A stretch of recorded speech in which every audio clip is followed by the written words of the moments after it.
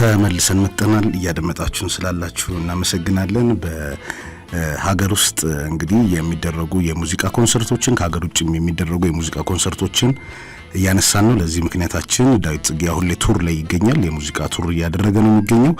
አይ ቲንክ አሁን ስዊዘርላንድ ነው ዳዊት ጽጌና የኔ ዜማ ባንድ የሚገኙት። ከዚህ ጋር በተገናኘ ቱሩ ምን ይመስላል እንል ወደ ማናጀሩ ደውለናል። የኢምር አድቨርታይዚንግ ማኔጂንግ ዳይሬክተር ነው ኤርሚያስ ላቀው፣ የዳዊት ጽጌ ማናጀር ነው። በቀጥታ ስልክ መስመራችን መጥቷል። እንግዲህ ኮንሰርቱ የተደረገ ነው። እሱ ግን ለአስቸኳይ ስራ አቋርጦ እንደመጣ መረጃው ደርሶኛል። ሄሎ ጤና ይስጥልን። ሄሎ ጤና ይስጥልኝ። እንዴት ነህ ኤርሚያስ? ሰላም አሉ። እግዚአብሔር ይመስገን። በመጀመሪያ እንኳን ደህና መጣ ማለት ፈልጋለሁ። እንግዲህ በአስቸኳይ ስራ ኮንሰርቱን ትተህ እንደመጣ ስለሰማው ማለት ነው። አዎ አጋጣሚ የዚህ አስቸኳይ ጉዳይ ገጠመኝና ኮንሰርቱን አቋርጬ ነው የመጣሁት። ቴንኪው በጣም አመሰግናለሁ። ድካም እንዴት ነው? ምንም አይዲያው እየበረታን ነው። ምናልባት እንግዲህ ከዳዊት ጽጌ ጋር በተገናኘ በካናዳና አውሮፓ ከኔ ዜማ ባንድ ጋር በመሆን እያደረገ ያለው ኮንሰርት አለና ከዚህ ጋር በተገናኘ እንግዲህ ካናዳ የነበረው የሙዚቃ ኮንሰርት ምን ይመስላል ከሚለውን ጀምር። ምክንያታችን 24 የሙዚቃ ስራዎችን በአንድ መድረክ እንደተጫወተም ሰምተናልና ዓለም ላይ ትልቁ የሙዚቃ ኮንሰርት ረጅም የተጫወተችው ኤራስ ቱር ላይ በ3 ሰዓት ውስጥ 44 ዘፈን የዘፈነችው ቴይለር ስዊፍት ነችና ይሄ በጣም አስገራሚ መረጃም ስለሆነብኝ ነው። ካናዳና ኢትዮጵያውያን ከዳዊት ጽጌ ጋር የነበራቸውን ነገር እናንሳ። የካናዳ ኮንሰርት በእውነቱ በጣም ሳቢና በጣም ውጤታማ ነበር ማለት ይቻላል። በጣም ብዙ ኢትዮጵያውያን፣ በጣም ብዙ ኤርትራውያን የተሳተፉበት በተለይ ቶሮንቶ ላይ የተደረገው ኮንሰርት በጣም አስገራሚ ነበር። እኛ በዚህ ደረጃ እውነት ለመናገር አልጠበቅንም ነበረ እና ከተለያዩ የካናዳ ስቴት መጥቶ ቶሮንቶ ላይ በጣም ትልቅ የሆነ ማሲቭ የሆነ ኮንሰርት ነው ያደረግነው። ከእሱም ደግሞ አስመልክቶ ይህ የካናዳ ከተማ ከንቲባ ሙሉ ለዳዊት ጽጌና ለማኔጅመንት ቲሙ ትልቅ የምስጋና ምስክር ወረቀት ሁሉ ያገኘንበት ነው። በጣም አትራክቲቭ፣ በጣም ውጤታማ ነበር ማለት ይቻላል የካናዳ ኮንሰርት። የህዝቡን ተቀባይነት እንዴት አየው? በጣም በቲክቶክም በሶሻል ሚዲያም በተለያዩ ዘርፎች እኛ የምናውቃቸው ሰዎች ሁሉ በጣም ታድመውበት ነበርና የህዝቡን ተቀባይነት እንዴት አገኘው? ይሄ ጥያቄ መነሻ የሆነኝና ወደ ሁለተኛው ጥያቄ ስለሚመራኝ ነው። የህዝቡ ተቀባይነት ኦልሞስት ጥያቄዎች በጣም ብዙ ጥያቄዎች ስለነበሩ ስንሄድ የሆነ ኤክስፔክቴሽን ነበረን፣ ግን በዚህ ደረጃ ይሆናል ብለን በፍጹም አልጠበቅንም ነበረ። በተለይ በጣም የሚያስገርመው ከኢትዮጵያኖች በተጨማሪ በጣም ብዙ ኤርትራውያኖች ነበሩ የካናዳ ኮንሰርት የተሳተፉት፣ በጣም ብዙ ማለት ይቻላል። እና የህዝቡ ተቀባይነት እውነት መናገር ከጠበቅነው በላይ በጣም የሚገርምና ኢቭን ዳዊት ጽጌ ራሱ በውጭው ማህበረሰብ በኤርትራውያኖች በኢትዮጵያኖች ላይ ምን ያለውን ተቀባይነት ትልቅ ያሳየበት ፕሮግራምና ኮንሰርት ነው ማለት ይቻላል። ብዙ በጣም ደስ በሚል ሁኔታ ነበር የተቀበለ። የሙዚቃ ኮንሰርት ሲሰራ እዚህ ሚሊኒየም አዳራሽም መቻሪም በቅርብ ነው ለመከታተል እድሉ ነበረኝና በጣም የሚገርመኝ የመድረክ አያያዙ በጣም ሙልት ነው የሚያደርገው። እዛ ግን ባልተለመደ ሁኔታ ምናልባት ዳዊት ጽጌ ራሱን የሚጠብቅበት መንገድ ለስራው መሰጠቱን የሚያሳይ ይመስለኛል። በአንድ መድረክ ከ24 ሙዚቃዎች በላይ ተጫውቷል። ይህ ደግሞ በጣም በበርካቶች መነጋገሪያ ሆኖ ነበር፣ አድናቆትም ተሰጥቷል። ያልተለመደ ነበር። ይህ ነገር እንዴት ሊመጣ ቻለ? ከሙያው ጋር ያለውን እስቲ የቀን በቀን ልምድ በተመለከተ ነገርን። ይሄ ትንሽ መነጋገሪያ መሆን ስላለበት ነው። እውነት ለመናገር ዳዊት ጽጌ በጣም ልዩ የሚያደርገው ነገር ለእያንዳንዱ መድረኮች የሚሰጠው ቫልዩ ነው። እያንዳንዱ መድረኮች ላይ በጣም ትልቅ ዝግጅት ነው የሚያደርገው። እውነት ለመናገር ያን ያህል ሙዚቃ በዛም ያህል መድረክ ያን ያህል ሰዓት ወስዶ መስራት ራሱ በጣም ትልቅ ኢነርጂ፣ በጣም ትልቅ ፖቴንሻልና በጣም ትልቅ ትሬኒንግ የሚፈልግ ነገር ነው።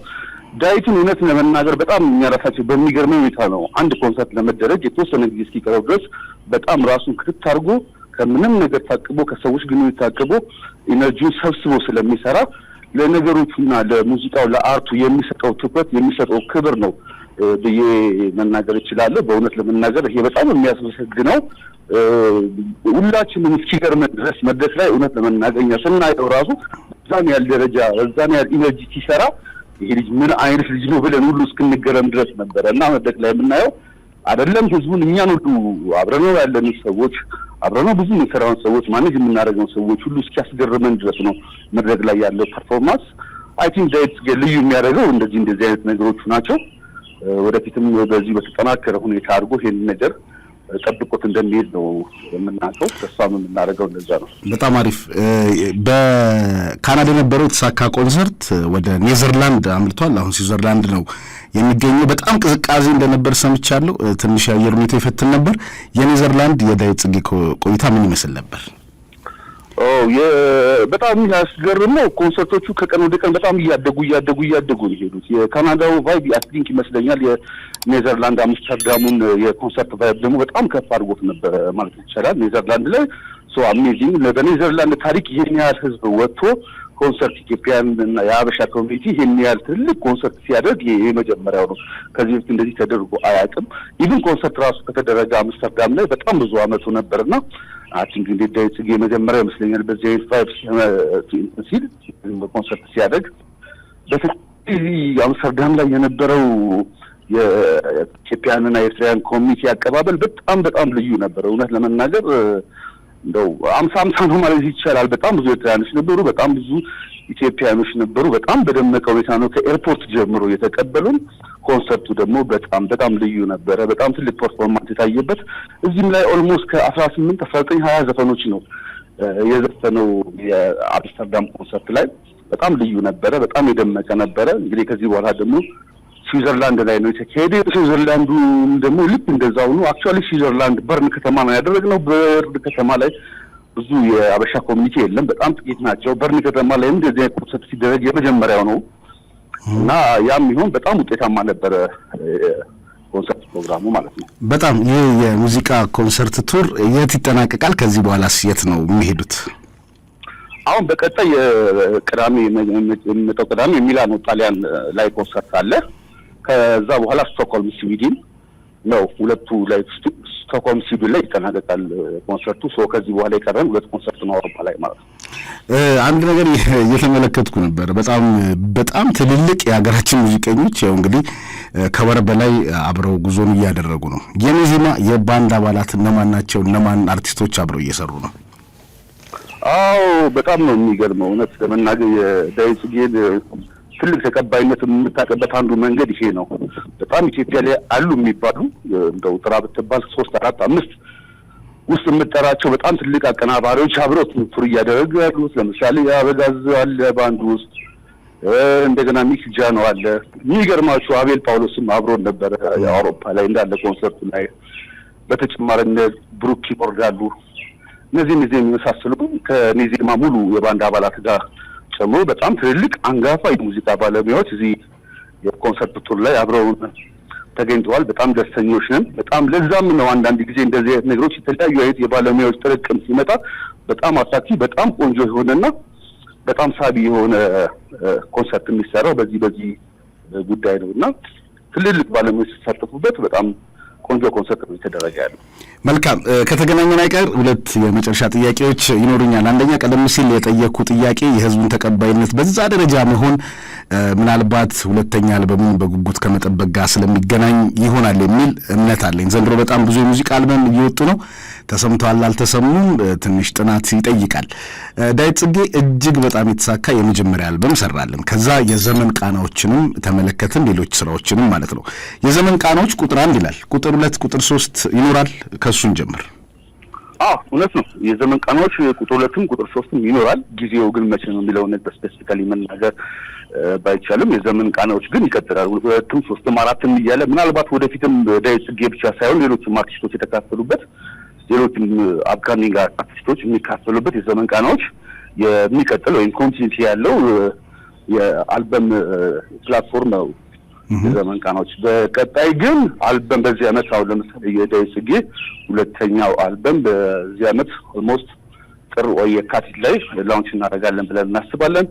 ከዚህ በኋላ ይሄ የመጨረሻ የአውሮፓም እና የቱር ኮንሰርታችን ይሄ የመጨረሻ ነው። ከዚህ በኋላ የምናካሄደው ኮንሰርት በጠቅላላ ከአዲሱ አልበም ጋር ተያይዞ ከሱ ቀጥሎ የሚመጣ ነው። ስፔሻል የውጪ ቱር ኮንሰርቶችን ማለት ነው። መልካም። በመጨረሻ የምትነሳው ነገር ካለ ኤርሚያስ እድል ልስጥ። ከድካም በኋላ እንግዲህ ጊዜን ሰጥተህ ለአድማጮች ይህንን ሀሳብ አዲስም ዜናን የሰማነው ጥር ወይም የካቲት የዳዊት ጽጌ አልበም ይወጣል። ይህም በልዩ አዲስ በመስማታችን ደስ ብሎኛል። በጣም ነው የማመሰግነው። በመጨረሻ የምትለው ነገር ካለ እድል ልስጥ ኤርሚ። እውነት ለመናገር በጣም አመሰግናለሁ። ፋና ሬዲዮንም ሆነ የልዩ አዲስ ፕሮግራም አዘጋጆችን ይሄንን እድል ሰጣችሁን እንደዚህ ኢንተርቪው ስላደረጋችሁን በጣም እግዚአብሔር ይስጥልን፣ እናመሰግናለን። መልካም ቀን ይሁንልህ። እናመሰግናለን። የግሌነሽ የዳዊት ጽጌን ቀደም ሲል ስላልጨረስን እሱን ሙዚቃ እናደምጣለን። እንግዲህ የተሳካ ኮንሰርት እንዲሆን እንመኛለን። አልበሙን በጉጉት እንጠብቃለን። እናመሰግናለን። አመሰግናለሁ። እግዚአብሔር ይስጥልን። እንቀጥላለን።